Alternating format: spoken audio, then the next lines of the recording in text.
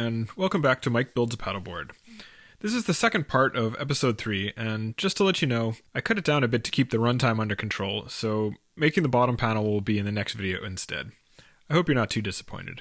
In this video, we're going to strip the rails, do the initial sanding and fairing to smooth the board, and also prep the bottom edge for the upcoming bottom panel. Let's get going on filling in those rails. In the real world, I actually was working on the rails at the same time as the deck. For simplicity in the videos, these tasks were broken up, so you probably noticed some clips with an unfinished deck. Don't worry, I didn't take it apart. To fill in the rails, I'm still using the rolling bevel method of fitting strips, but in a different orientation. As done before, I'm marking the previous strip and then removing material until the marks are gone. To do the coarse material removal, I'm using something called a Robobevel from Guillemot Kayaks. It uses a small plane that's purchased separately. The way this tool works is that you hold it against the frames at the angle the next strip will sit at, and then slide it along the frames so that the plane can shave off some material and create the bevel. I didn't use the Robobevel on the deck because the inside curve was just too much for it to be effective, but it worked great on the outside curve of the rails. Another tool I found to be very handy is a flexible sanding stick that does some fine-tuning and smoothing on the bevel after using the Robobevel. The stick is made out of a thin piece of plywood with adhesive sandpaper stuck to a small section of it. This allows the edge of it to ride on the frames without sanding, and then only this center section to actually do any sanding. I also cut a concave in this edge that allows the stick to sit nicely on the curve of the frame and provide a more accurate angle on the edge of the strip.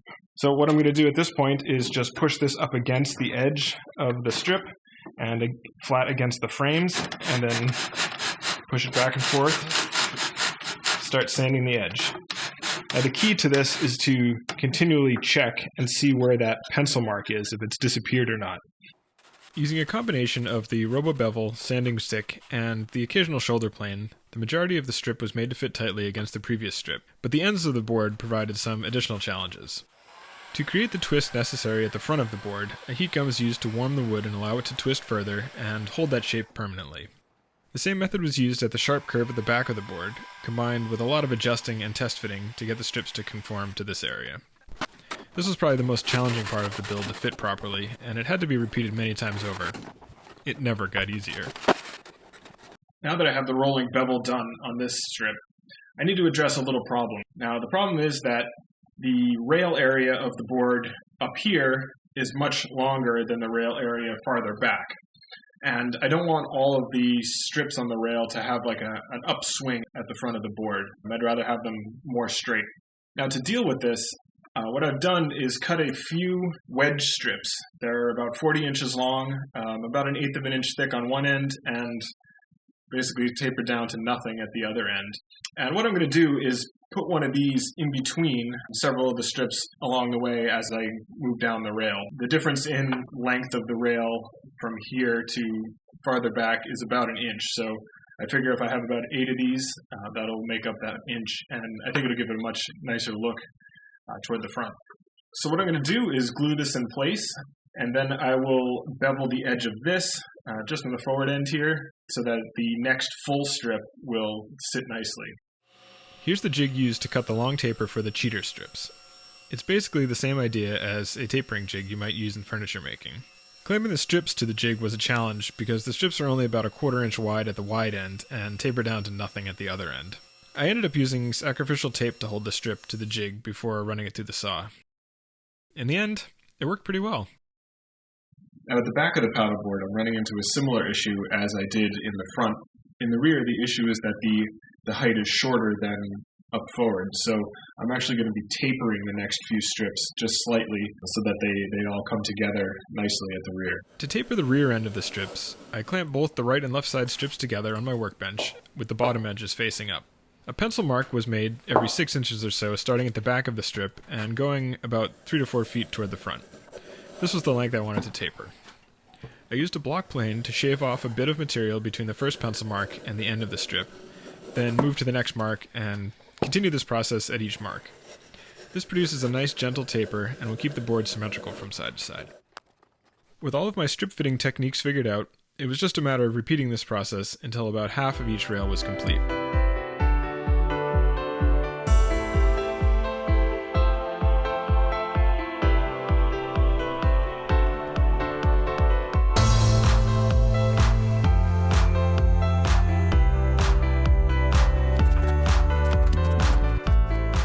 this point it was getting too cramped to continue with the top-down method, so I flipped the board over and continued filling in the rails.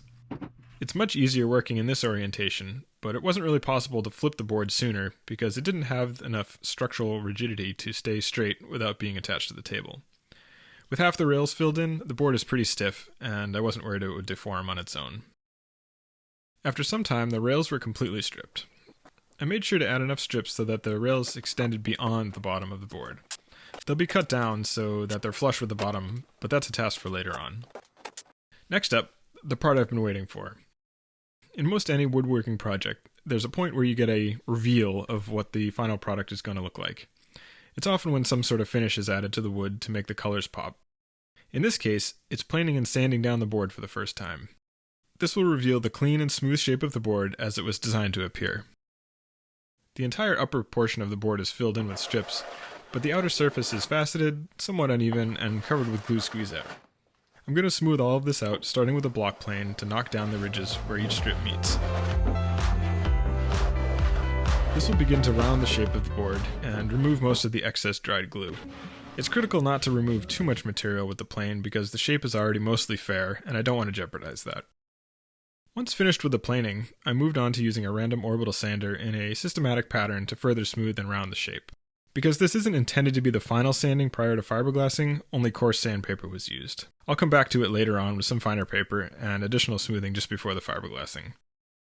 The final step at this point was to use a flexible fairing board with coarse sandpaper to knock down any remaining high spots. Many people will tell you that there's a lot of sanding involved with any strip-built craft, but if you're careful in the stripping process, it's really not that bad. Here are a few shots of the board as it stands at this point. The final task I'm going to cover in this video is preparing the bottom of the rails to accept the bottom panel that will be built in the next video. Because the bottom of the board is flat, I need to flatten the lower edges of the rails so that they are flush with the bottom of the frames. Cutting a bit too much off the lower edge of the rails would be catastrophic because it would leave a gap once the bottom panel is attached. So to make sure this didn't happen, I made a couple of jigs.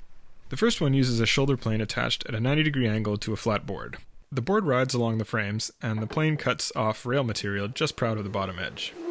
After using the plane jig, there was very little material left to remove. To finish it off, I shifted to using a flat board with some adhesive sandpaper on one end. This allowed me to make small adjustments without sanding too far.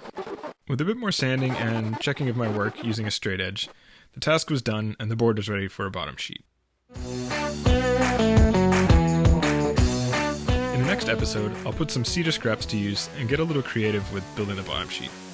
Stay tuned, subscribe if you haven't, and thanks for watching.